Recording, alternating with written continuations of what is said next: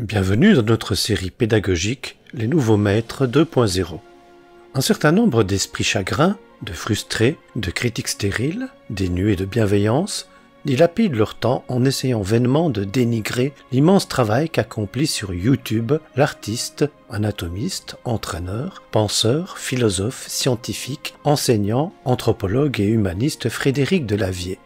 Frédéric Delavier n'est évidemment pas seulement un philosophe d'une envergure dont notre début de XXIe siècle n'a pas encore saisi la mesure.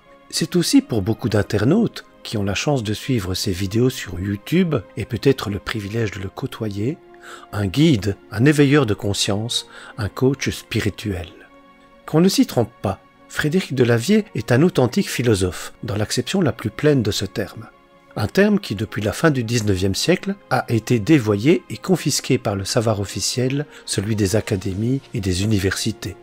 Il faut en effet remonter à l'Antiquité grecque pour retrouver des penseurs qui combinaient les deux dimensions de ces disciplines, la théorie et la pratique.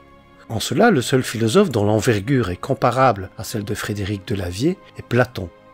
Platon ne s'est pas contenté de bouleverser l'épistémologie de son temps avec son audacieuse théorie des idées, qui prolonge Pythagore et qui a rendu possible les mathématiques telles que nous les pratiquons aujourd'hui. Platon a aussi proposé une pratique de soi. Il a indiqué un chemin d'ascèse et de sagesse pour le salut des âmes. Platon a également cherché à changer concrètement et politiquement le monde par sa théorie du philosophe roi, un philosophe au sommet d'une république harmonieusement hiérarchisée selon la nature essentielle et organique de chacun de ses éléments. L'anthropologie philosophique nouvelle et révolutionnaire de Frédéric Delavier ne fait pas autre chose. Même si, en vertu de sa modestie proverbiale, Frédéric Delavier n'abuse nullement de son statut de philosophe, d'enseignant et de chercheur pour prétendre se situer au sommet de la hiérarchie. Des présocratiques jusqu'à Platon, la philosophie en tant que discipline embrassait tous les aspects pratiques et théoriques de l'existence et du savoir. Physique, cosmologie, biologie, spiritualité, théologie, anthropologie, politique et sexualité. L'événement considérable qui se joue sous nos yeux, c'est que Frédéric Delavier a la générosité de bâtir pour nous, et en grande partie sur cette plateforme de communication appréciée de tous, un système philosophique complet qui a l'ampleur de celui de Platon, mais qui en opère la transmutation dans une direction nouvelle que Nietzsche appelait de ses vœux. Sans entrer dans le détail du maître ouvrage que Frédéric Delavier vient de publier, L'éveil des consciences, disponible sur Amazon, j'aimerais, en guise d'introduction à cette somme qui constitue un tournant décisif dans l'histoire de la philosophie contemporaine, resituer le système delaviérien dans l'histoire des idées qui ont mené jusqu'à lui. Car la pensée de Frédéric Delavier ne vient pas de nulle part.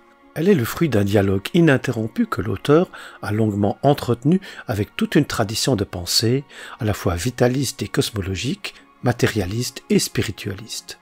Citons tout d'abord Carl Gustav Jung pour son approche énergétique de la psyché transindividuelle. Vient ensuite Teilhard de Chardin pour le concept de noosphère qui réconcilie sur un seul plan matière et esprit, science et théologie et plus spécifiquement l'évolutionnisme de Darwin et le christianisme.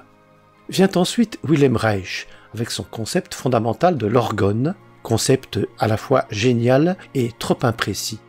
La théorie delaviérienne de la calorie vient compléter de manière décisive la notion d'orgone en la clarifiant une fois pour toutes. Il faudrait encore citer Lafayette Ronald Hubbard, qui a su redéfinir et refondre à la fois la psyché jungienne, la noosphère teilhardienne et l'organisme reichien dans une praxis qui a pour nom la dianoéthique et dont la méthodologie comportementale est la PNL.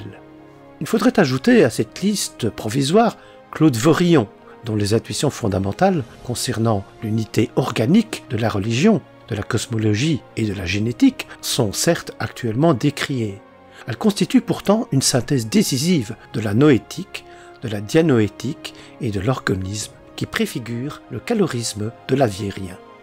Au moment de conclure cette invitation à nous plonger dans l'œuvre fascinante et foisonnante de Frédéric Delavier, nous aimerions citer Spinoza. Tout ce qui est précieux est aussi difficile que rare. Autrement dit, tout ce qui est grand et décisif dans le domaine de la recherche a quelque chose de clivant. Les penseurs, scientifiques, théoriciens, praticiens mais aussi thérapeutes que nous avons cités n'ont pas, il est vrai, le parcours classique des austères savants d'académie. Ils ont pourtant conçu et vécu leur vie autant que leurs pensées sur un même plan, un plan constructiviste d'immanence, comme dirait Gilles Deleuze. L'âme est la pensée d'un corps, disait encore Spinoza. Et l'on ne sait pas ce que peut réellement un corps. En dépassant les dualismes platoniciens et cartésiens, le corps de l'Aviérien est un corps glorieux, prométhéen et viril, qui est le rêve nietzschéen du surhomme enfin réalisé. Une sculpture à la fois charnelle et spirituelle, offerte à l'admiration de chacun et, accessoirement, de chacune. Frédéric de Lavier est aujourd'hui le dernier chaînon d'une lignée prestigieuse, mais le terme de race serait plus approprié.